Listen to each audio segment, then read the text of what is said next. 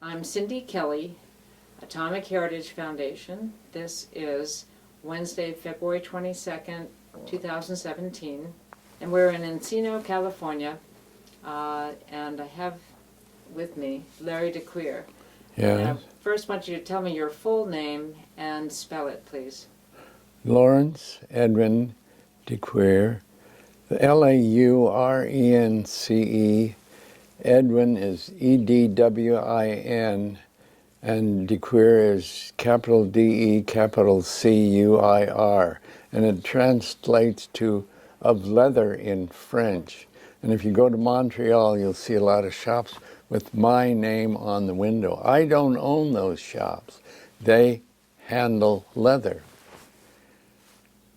Great. So, Larry, tell us when you were born and where. I was born on May 2nd, 1922 in Sacramento, California. My father and mother had both moved from Louisiana to California. It was in a sense a promised land from people in Louisiana who had come on hard times. In the area where they were in Louisiana was part of the Louisiana Purchase. And if you look at a map of Louisiana that was purchased from Napoleon, you'll see that a portion of the area of the river was assigned to my ancestors, same last name, DeCuir. Anyway, they lived on the east bank of the Mississippi, but the whole area came on hard times, and a large contingent of them and the Porches moved to California. So there is a large contingent of them there now. I was born in Sacramento, and I grew up there. I graduated high school there. I went to 2 years of junior college, and I'll never forget, there was an entertainment program at Sacramento Junior College on December 7th, 1941, and there was a Japanese girl singing, and her performance was stopped, and the announcement was made that the Japanese had just bombed Pearl Harbor.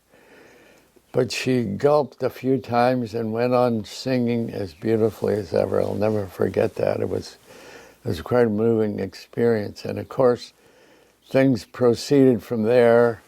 We all had to join in military reserve or something. And I completed through 2 years of UC Berkeley when I was called into active duty.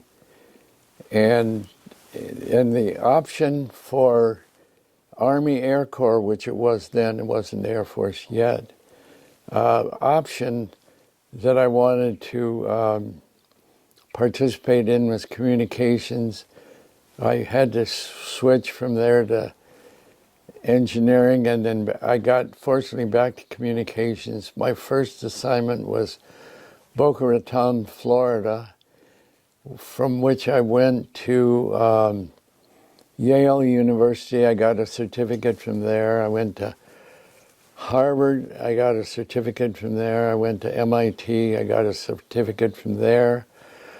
I went to Great Bend, Kansas, from which I was assigned to Puerto Rico to set up a first and second echelon airborne radar maintenance facility for the planes that were flying from the Middle West to Puerto Rico, which is approximately the same distance as from Tinian to Japan. So they were, in a sense, going out there with good training and I happened to be in the area where we were servicing these planes if they needed. Most of them were in quite good shape. A lieutenant colonel came from Great Bend and looked over what I had going there and told me that he was going to take it over and I should go back to Great Bend, which I did. yes, sir, no excuse, sir. And when I got back there, the administrative officer, who was the best person to get to know in the organization, told me that they were looking for people who could do what I had done at Wendover, Utah. You want to go? He said, otherwise you didn't really have any place for me. So I said, well, I'll go. And, just let's get this over with. I want my college degree. So I went to Wendover, hitchhiking from Great Bend in the middle of winter, riding with some very kind people who picked me up by the side of the road covered with snow. Anyway, things progressed from there, and I was able to fit in the organization and prepare to go to Tinian with the group to complete the mission. I was flown out there, and as I indicated earlier, the best meal I ever had in my life, even to this day, and I'm 94 years old, was on Christmas Island in the Marianas Group. There was a sergeant there who put on the best meal possible. I don't know how anybody could ever exceed any aspect of it. But anyway, we went on out to Tinian and did the job and came home in a troop ship, triple bunk troop ship, instead of flying out or flying back in a C-54. That was the biggest disappointment I experienced in the military, was going back on a 3-deck troop ship, 3-bunk troop ship. Security was one of the most difficult and, in my view, unpleasant aspects of the whole experience. But after we showed that we could do the whole job, Tinian, we flew out, in Wendover, we flew out to Tinian, and I kept looking for some evidence of Japanese who had owned the island, and they still owned an island called Rota just south of Tinian, but it was occupied. They never bothered to take the island away from Japanese. They said somebody might swim over at night to try to do some damage, but I saw absolutely no evidence of that, nor did I hear of any. And in the process of preparing for the strike on Japan, the airplane crews flew a lot of missions with what they called pumpkins, which were large bombs the same size as the Nagasaki bomb, but they just had high explosive in them. So they flew a lot of those. They flew them over Japanese-held islands and were fired on by anti-aircraft. So I remember hearing them complain that this was tough duty, really. The nuclear weapon targets, they flew in very high, and there were a few planes, and they didn't have the opposition that they did on the other islands around the Pacific. So we just did our job, and they took us home in a 3-deck troop ship, which was very disappointing, and the chow was terrible. And other than that, I was very happy to get home. So let's start back at Wendover, because there's still barracks standing there. Yeah. And then, were you, do you remember where you lived? I was in the BOQ. Yeah. I could go to that place now, but who needs it? So it's there. I don't know what they use it for. We went with the 509th reunion group back to Wendover, but we never got near the barracks that are still there. We were all out on the runway and talking to Colonel Tibbetts' son and going through the social events and whatnot. So I don't know what condition it's in now, but it was a thriving base, and I know I had to corral my enlisted men. They always want to go across the border to Utah, or excuse me, to Nevada and participate in the gaming joints. I mean, it was almost a walk across the border from where we were to Wendover, Nevada. You're saying that was allowed or not allowed? Well, it was allowed. I had no, as long as they showed up for work and did their job well, their time off is their time. Never had any problems with any of it. And so we packed up and went over and did the job and came back. So what exactly were you doing on Wendover? I was responsible for the fusing of the Nagasaki bomb.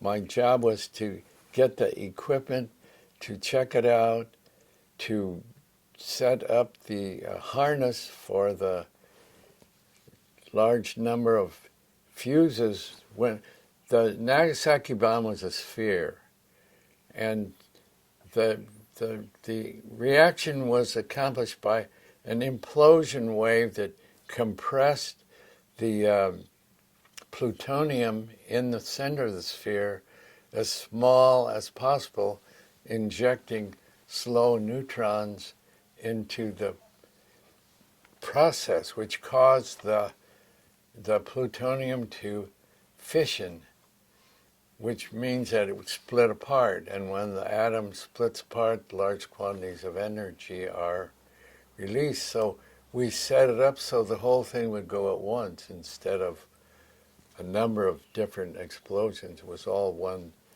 big explosion.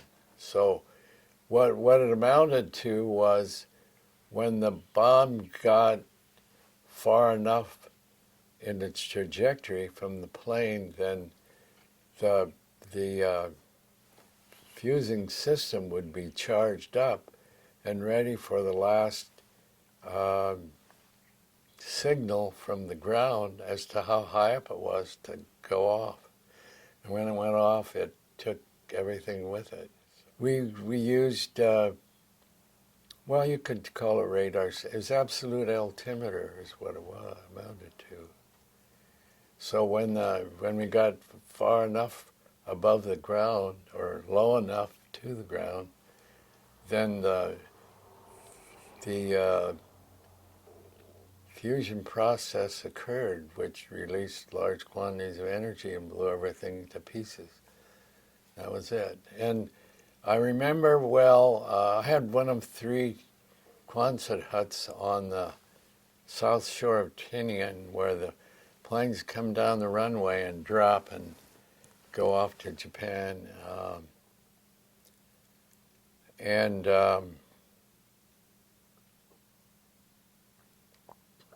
What I just had this one Quonset hut, and we prepared the harness for the bomb. The bomb is spherical in shape, and there are detonators all around the sphere. So we had this large device, which they call the X unit, and we had, through aircraft spark plugs around the rim, we guaranteed that every detonator went off at the exact instant. When I say instant, I mean within microseconds of each other. So there was a perfect spherical wave compressing the plutonium. And at a stage in this compression, then the slow neutrons were introduced into the process, which caused the plutonium to fission, and it released energy plus particles. And the energy which it released did the damage, but that's what we did. We were ready to go. There were 3 nuclear weapons. The first one was U-235, which was on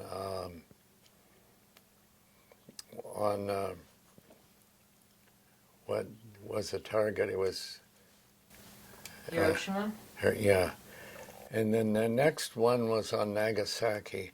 And the third one was in the Truk Islands, where the Navy wanted to determine what would happen to a large contingent of naval vessels with an atomic bomb dropping on them. And they conducted that test. And That third bombing was after the war. yes, absolutely. So how long did you stay with on Tinian?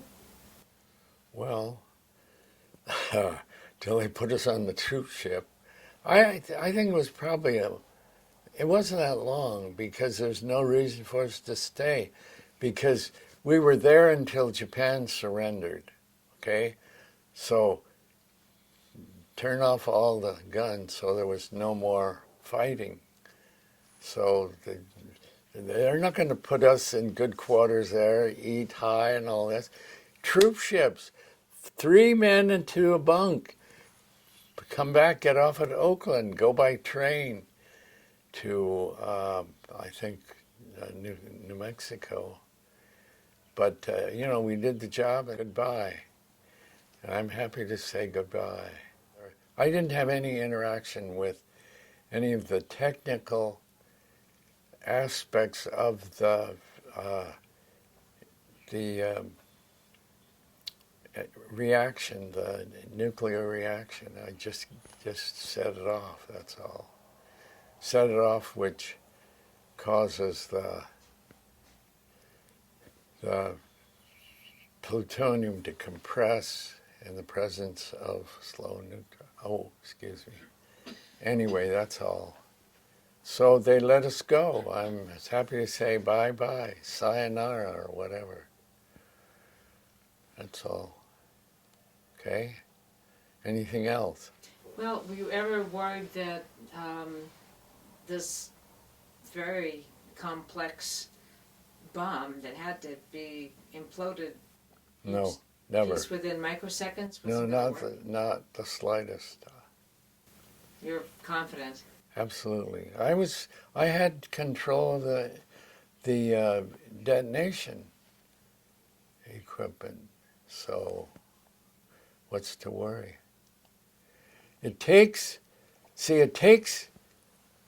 Well, I don't know if I should say, it takes this spherical compression wave to do it. You have to have all these detonators spaced exactly the right amount and spaced and set off at within microseconds of each other. The pilots that flew out and dropped dummy Nagasaki bombs, that they said they were shooting at them. They wanted to bring them down. The ACAC was coming after them, and they were complaining bitterly. The pilots were in the officers' club after they got back from a mission. He said, "Boy, they want to bring us down. I mean, it's not, well, war is hell. What do you expect?" We were protected where we were, in that the Marines were there, and they, nobody could invade the island. But again, that is still the largest airfield in the world, to the best of my knowledge, on Tinian in the Marianas Group. I mean, they'd be flying out of there for 2-3 hours, B-29 after B-29 loaded. And we're up here in the tent, and we're looking out here, and here's the runway coming down here that drops into a little canyon sort of, and off they go. And there's no sleeping that night, none whatsoever.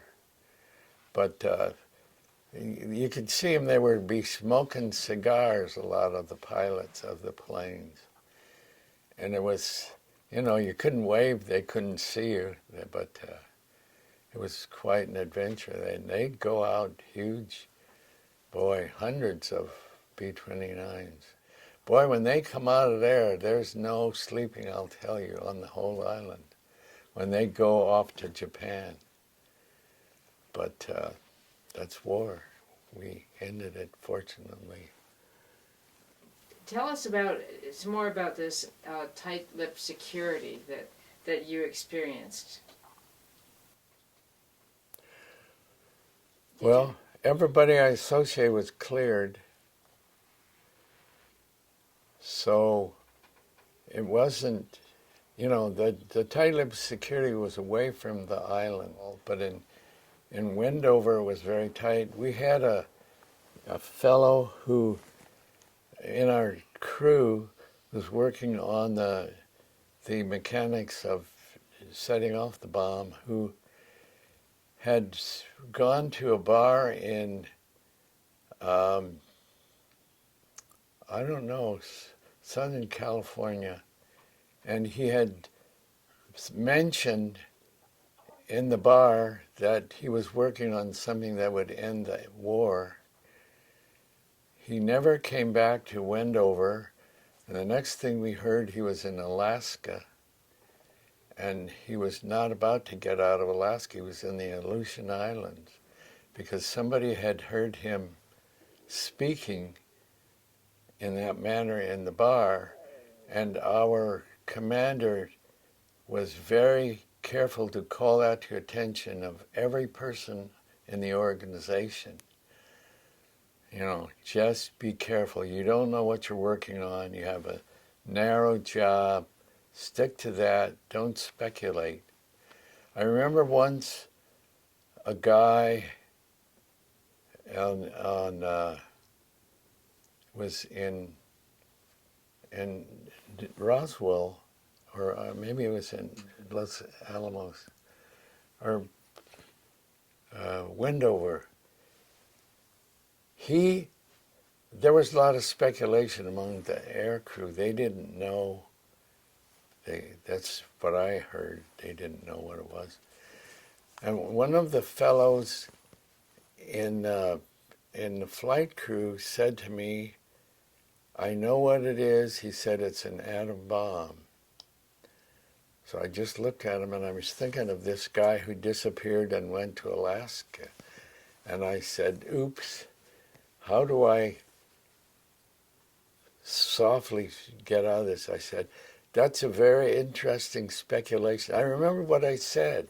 "That's a very interesting speculation." I didn't want to lie. I said, "We'll just have to wait and see, won't we?" And he said, he thought he'd surprise it out of me, but he didn't. But that was all that was said. I don't know if anybody got to him. For him to even ask that is very dealing in very shaky ground. So he never talked to me about it afterwards again, and I never said it to anybody. The most shocking, difficult thing that I experienced in the whole period was transport planes flying in with American newspapers with headlines saying, "Atom bomb dropped on Japan." I said, "No, I can't look. They'll send me to Alaska." Or you just don't know. I see, it's such a change like that. Here's the newspapers. Here, read it in the headlines. Atom bomb, nuclear weapons, this and that. Ugh. So it took a while, but I said after a couple, 3 days, we got over the shock effect, and we could talk about it calmly. But boy, the security was, I don't expect I ever will see anything like that again, because you can't keep communication constrained like this. I mean, let alone the internet, but everybody knows everything all around the world now. You can't hide it. I read a book on the PT boats with Kennedy and the experiences he had with them. We were winning the war. There's just no question about it. If we even hadn't, we'd have gotten to, that's my personal opinion, not to be, but I think they were ready to give almost, except the diehard warlords who wanted to control the Southeast Asia, including Australia. They wanted the whole country of Australia to be under their rule. However, we thwarted their efforts. So we now are friends like this. And I wear something I know that we got from Japan, but things change, fortunately, and often for the better. Have you been to Japan? Never. No. I'm not. Well, when my wife was alive, we used to travel. We went to Europe a lot. We went to North Africa. We went to South America. We went to Panama Canal, Canada, Alaska, all over, but not Japan. I read about it, and that's enough for me. I would expect if you go over there, you'd see the results of war. I mean, they took such a pounding that it would take them decades to get over it, to return their country to semblance of what you might call normalcy. Although I believe they've recovered quite remarkably, and they are one of our major partners in the Pacific as we speak. But if you were to point at anybody, it would be the people who wanted to conquer the whole Pacific, Australia, New Zealand, all the other islands, the Hawaiian Islands, the Philippines. But it didn't work out that way. And in my view, we would have beat them whether we had the atom bomb or not. That's my personal view. And reading about it and all that kind of stuff. But I was very happy to be able to play the part that I did. I was never in jeopardy at any time. So I went out on a C-54, ate the best meal I ever ate in my life, came back on a troop carrier, 3-deck. I was on the middle deck, if you can believe it, and they dumped me off in Oakland and shipped me to San Francisco and discharged me because I didn't want to stay in. We did the job. It's over. I had to get my college degree. No band playing at the dock? Nothing, none whatsoever. Well, who needs it? You do a job, you expect people to say, attaboy, and so you got something else to do. You never are still in the area where they acknowledge what you've done. You always have to go on to something else, hopefully better.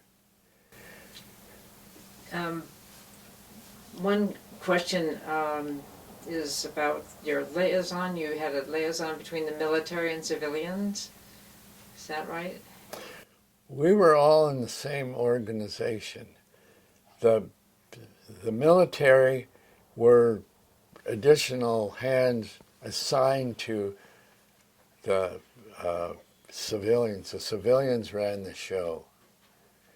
The civilians, especially on what I worked on was called the X unit, but it's really the fusing for the Nagasaki bomb.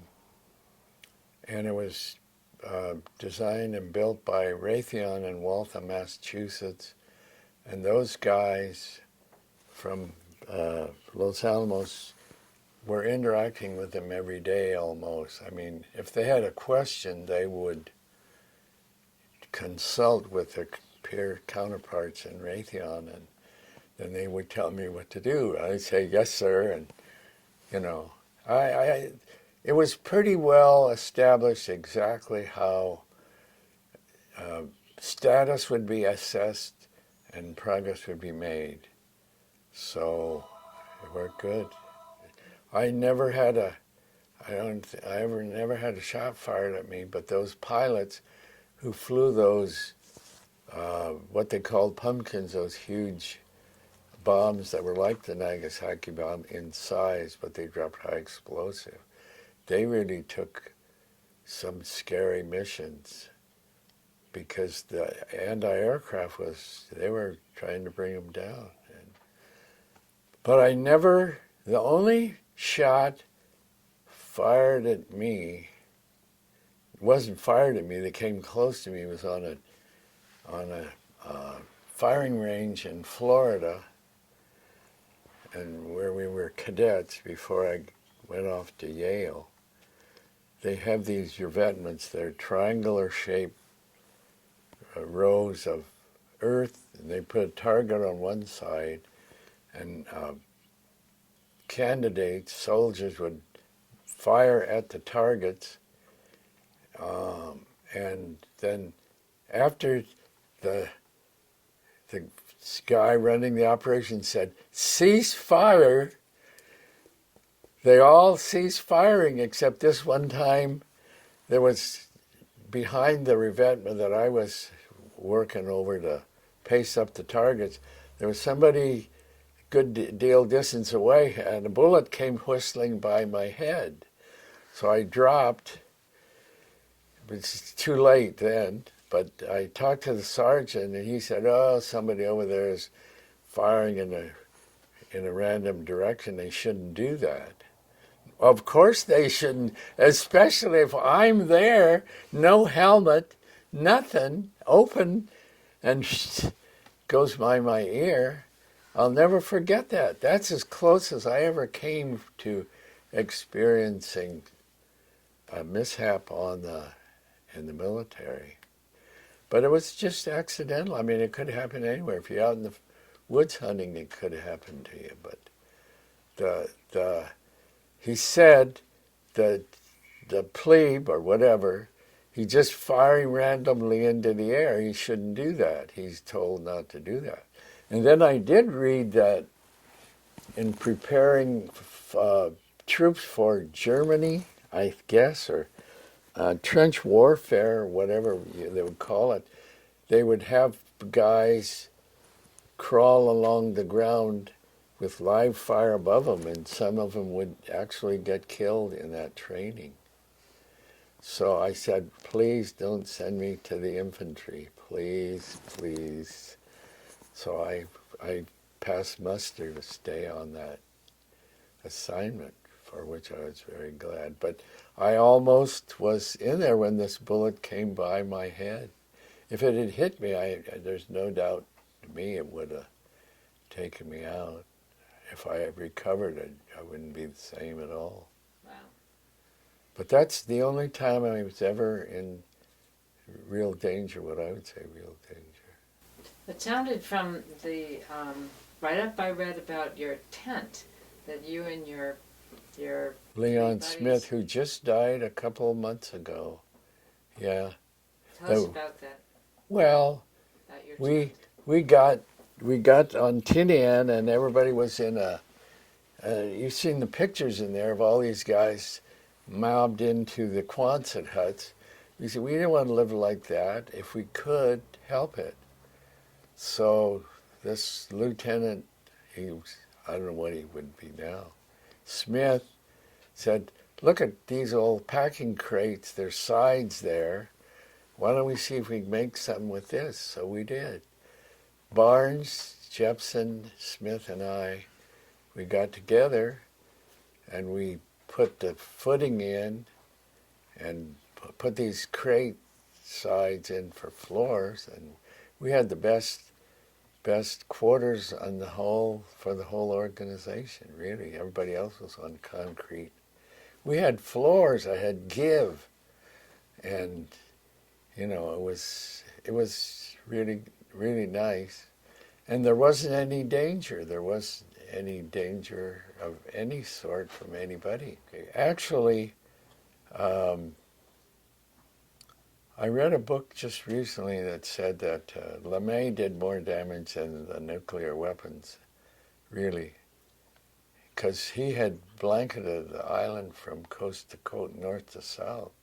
I mean, he had just taken them out. He came around to look at our installation, and he had a line that he kept repeating, and he said, "I see it, but I don't believe it." But, that was just for the press or whatever, because to distinguish the nuclear weapon damage, this is what I've read subsequently from The other damage was difficult, actually, unless you had a Geiger counter, then you could tell it was. But the explosions, the burning, all that kind of stuff was.